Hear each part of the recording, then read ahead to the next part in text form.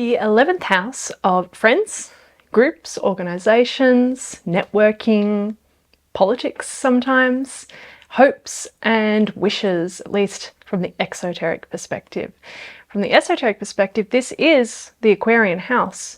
And so we're seeing the urge towards the world service, the emergence of the group of world servers into the broader community to bring forth into manifestation a spiritual vision and ideal. Interestingly, in traditional Western astrology, Jupiter is said to have its joy in the 11th house. And there's a nice underpinning connection there to the archetypal energy of Aquarius, which Jupiter rules esoterically. Waters of life am I poured forth for thirsty men. This is the keynote for the sign Aquarius. DK says in the Blue Books that the 11th house, 11th and 12th houses are of a particular emphasis when we're starting to work with disciples or working with the soul. Why? Because they are collective houses.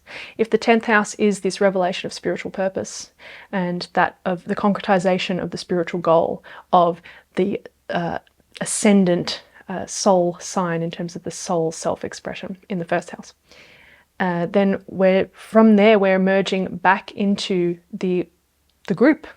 We move from Capricorn into Aquarius, moving back down the mountain into the group network so that we can bestow the gifts of the spiritual revelation. That's Jupiter there, right? It's the Christ energy moving en masse. And of course, Christ said in the Bible to his disciples to follow the man with the pitcher of water, and then you'll enter the kingdom of heaven. That is to say, it is through connecting to the group visions of and the collective need of humanity, which is Aquarian in nature, and moving into that world service, that is going to be where spiritual revelation happens, or greater advancement into the soul life, into the divine life. So, and then in the 12th house, we have the full disillusionment into that collective sphere as well. And then we have universal compassion and the mystic way, and moving into the kind of bleeding back out into the collective whole in that, the more mystical way there. So there's Aquarius, Pisces combination there. So that means that this 11th, 12th house region, and we'll stick with the 11th house today because that's what we're talking about, is really going to depict something about the spiritual life much more than the other houses. Of course, there are still exoteric delineations that we see, because necessarily there are plenty of people only expressing through the personality chart. And those exoteric depictions we see, again, the friends groups, often politicians here, and let's think about politics.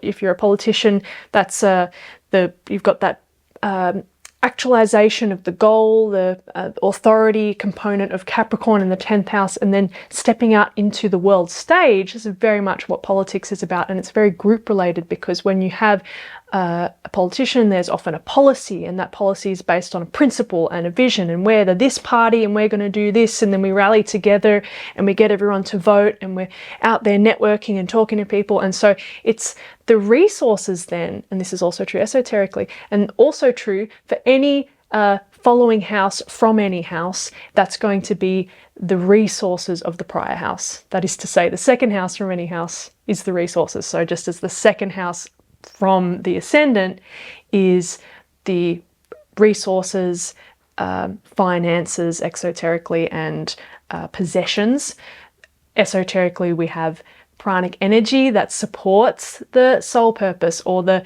material values and things that support the interests of the personality from the exoteric point of view. So the 11th house then is the resources of the 10th house.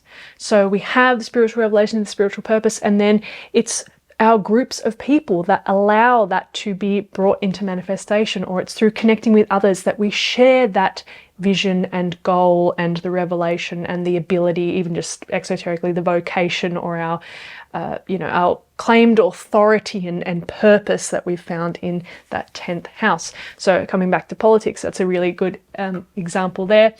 But yeah, it's the collective urge that we're talking about in this 11th house. So if we've got a lot of planetary emphasis in the 11th house, there's going to be even at the exoteric level, an urge towards groups, an urge towards feeling connected to groups. But the big difference between an exoteric and an esoteric delineation would be the personality and its desires for group connection, which may be completely not motivated by a subjective spiritual impulse at all. It's just, I like to be with people, I like to be liked, I'm just extroverted, I like to connect, all of this stuff, which is nice anyway.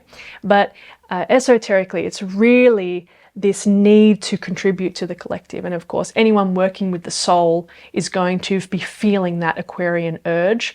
And even if there isn't planets in that 11th house, of course, we still look to the esoteric rulers.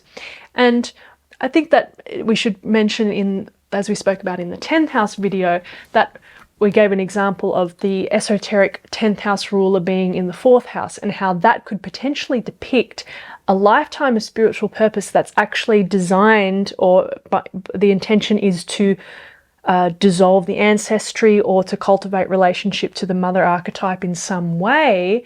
And so that could actually be the main spiritual purpose. I use that as an example again because it still could depict, an individual chart might still point to an overall direction of the life that still might be quite internal, or it still might be very much self-focused isn't quite the right thing, but it could just be that the nature of even our soul work is to be a bit more isolated and do all of this. But even in that instance, there's still going to be a way in which we bring the gifts of whatever our revelation is into the collective, even if we only work with a small group of people, or even just working with people online, but maybe we still work in a kind of solo space or something. So it doesn't matter if you don't have a lot of planetary activation here, that there's still going to be the urge towards the world service and some way in which that takes shape, even if the more subtle individual nuances may point to a bit more of a reflective or internal, all of this.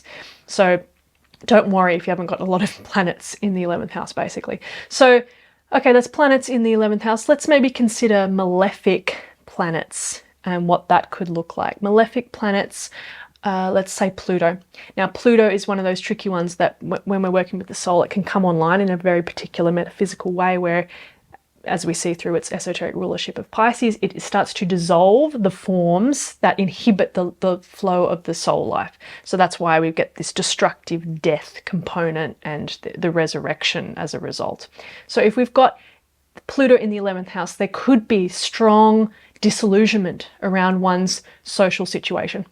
And that could be even a young person who realizes that their friendship group from high school is, they don't actually share any values with them at all, or they're making these big spiritual changes and now, or they maybe put a lot of faith and a lot of maybe strong psychological energy into their sense of identity within the group, and seeing, oh, actually, there's no real substance here, or something like that. It could also be the disintegration of certain hopes and wishes. It might be the disintegration of the hopes and visions of the personality and whatever vocational purpose it touched on exoterically from that 10th house placement. So maybe the hopes and wishes of stepping out into the world from that purpose, that's something about that gets dissolved in some kind of way.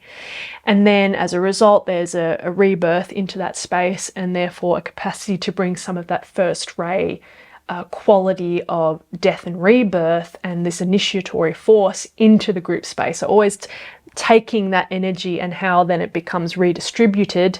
So in the case of the 11th house, which is a very distributing kind of house, then we might be talking about esoterically someone bringing a kind of plutonic force or serving that kind. Maybe they're engaging in the world service in a way that's very psychodynamic, or they're psychoanalytical, or but it's just like very much bringing these plutonic themes into the sphere there. Something like Saturn, planet like Saturn, of course, we've got our delays, restrictions, limitations, and all of this. It could be actual limitations or kind of imprisoning sorts of experiences within friendships or social circles, or feeling like an outcast. Maybe that's certainly what we see with Chiron in the 11th house. I fit in nowhere, no one likes me, I'm not a part of any group, something like that. So there might be some angle of that with Saturn there, or maybe just always feeling limited, or like, I just can't make friends. Maybe it's something like that. I always try, but I just come up against this negativity or restriction there. Or it could also be that different turn where it's You've got your revelation and your purpose and your cultivation of your expertise in the 10th house, and then you try and take that and step out into the collective sphere, into your workspace, into whether your colleagues or whatever, and then there's some sort of limitations or restrictions there, or butting heads, or meeting resistance, or you can't get your message out for some reason, or no one wants to network with you or something like that. So there's still mostly exoteric kinds of delineations there. But when we take a planet like Saturn, we turn that over. You're overcoming limitations, the concretization that's manifesting as all these contractions in that space. And now we've got Saturn, esoterically, a planet of discipleship and of learning and of the awakening of consciousness, and a very concretely structuring, mental, strategizing planet. And now we're taking that and putting that in the 11th house of world service. So that's actually a pretty good placement. So something like Saturn in the 11th may appear to be real shitty, and it may be from the angle of the personality, but turning that over into an esoteric way, and when we've worked through that problem, then we can see actually a really beneficial and that's also true in the 12th house, because people say, well, malefic like Saturn, in the bad 12th house, that can also be real nasty, and it can. Yet again, it's the planet of occult discipleship and law and order and structuring in the house of universal world service, and the surrender and sacrifice to the world service and the world savior. So there's a great hidden key for all of these heavy planets or difficult planets, and just transpersonal planets in general, in these transpersonal houses. So that's a nice little tidbit for you to keep in mind if you've got heavy placements here, that these are really powerful places that we can turn these energies over. Okay, let's go to Alan Oken's house list. As per usual, I'll read off what he's listed as the exoteric delineation and then follow it with the esoteric octave up version of that meaning. 11th house. 1. Friends, esoteric, members of your group. 2. Hopes and wishes, spiritual visions and aspirations. 3. Organizations and clubs, your group, the new group of world service. 4. Political activities, service to humanity through communication, sharing information. All right, that's the Aquarian relatedness there. Okay, so I think we covered all of that really. So that's somewhat straightforward. I guess something to bear in mind, because we're talking about these like 11th, 12th house spheres being these collective regions, when we're looking at it esoterically, of course, yes, we look at the exoteric planetary ruler and the esoteric and get all the specific information that way. But 2, very much thinking about and abstracting on the zodiacal sign cusping the house, cusping the 11th house in this case, and the ray energies. And while that's true for all the houses, the reason why I mention it with a particular emphasis here is because when we become more and more collective, when we dissolve more and more of our individual limitations and become more and more anchored in the soul and more moving with that group life, that urge of universality, and the more that is the motivating factor behind all of our decisions and our actions and our thinking and motivations and all of this, we actually see the influence of the houses start to fade out. And we're going to talk about this a little bit more when we finish this series.